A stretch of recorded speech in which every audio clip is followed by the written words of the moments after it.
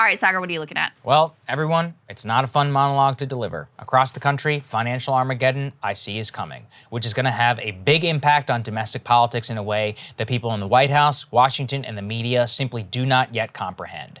And they all stem from the most important thing in the world, the household balance sheet. If you had asked me before the Russia and Ukraine crisis what the 2022 elections would have focused on, I would have said the economy and COVID. But now my answer has changed. It's gas and then the economy. Both obviously intertwined. Gas prices right now in this country are catastrophically high. As of yesterday's morning, in just 1 week, the crisis began, gas prices already up 12%. And if you compare it to 1 year ago, they're up 46%.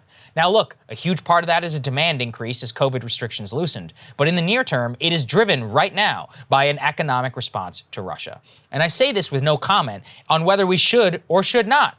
I think it's complicated, but I do know that the decision seems more likely. A lot of people in this country are going to pay. Per the U.S. Energy Information Agency, 54% of the price of gas is comprised of the price of crude oil, which is set by the global market of supply and demand. Now, this is critical because it means that no matter how much we produce at home, a big portion of the price is set by the global market. And as I just showed you, the uncertainty in the market has pushed crude as high as $130 with an average price of roughly 110 barrels of this writing. So obviously the question is, well, what do we do about it?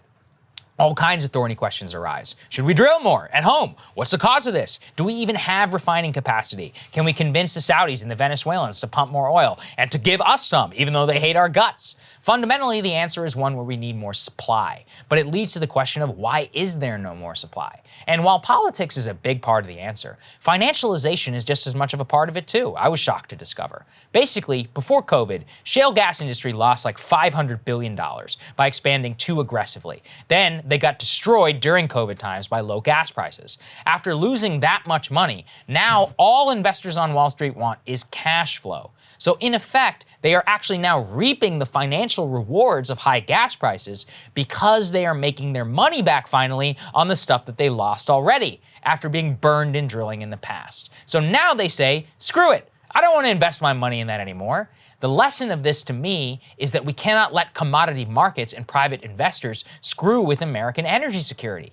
Yes, the market has a role to play here in uncertainty, especially times like this with gas and a massive tax right now on the balance sheet of working class Americans. And it's not like people can stop driving. Gas is about as inelastic as a product as it gets. And with prices like this high, people have no choice, like they did in 2008, but to just cut costs in all other areas of life. Who knows how many people now aren't going to get summer vacations, better food, have to stop their kids from attending an extracurricular activity in the summer, all so that they can simply fill up the tank and get to work. It is a nightmare for millions of people. One analysis in 2021, it showed that the lowest income households, they spend as much as 1/5 of their entire income just on gas. And that was when gas prices were half of what they are right now. Consider that gas could skyrocket to as high as $5.50 or $6, $6.50 a gallon on a national average. You're looking at a financial bomb dropped on Americans' household finances.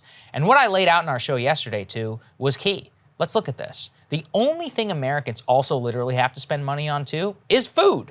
Guess what? Prices are increasing there as well. Wheat futures contracts are up 60% when the war began. Corn up by 15%. Russia and Ukraine together account for literally 1/3 of all internationally traded wheat. And given that those commodities too are set by the global market, what we produce here at home does not matter as much as we might think.